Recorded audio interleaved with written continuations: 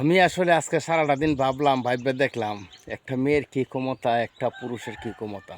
আল্লাহ আমারা বাঁচাইছে, বুঝলেন, দর্শনের মামলার মধ্যে পড়ছি না, মানে এত তদন্ত করছে, কিতা কইতাম।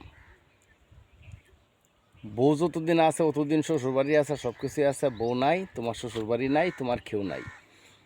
আর যদি কোনো কারণ হয়ে যায়, কারণবশত ঝগড়া লেগে যায় বা বউকে ছেড়ে দেওয়ার সিদ্ধান্ত হয়, বউকে যদি না আনো, তাহলে কত রঙের কথা, কত রঙের সলচাতুরি, হ্যাঁ, আর কত রঙের ঝামেলার মধ্যে ফালাইতে চায়। আসলে তুমি নারী যদি থাকতে, কেউ তোমারে তাড়াই থাকতো না। এখন তুমি থাকতা না, তোমার দোষেই তুমি চলে গেছো দুষ্পার খারে।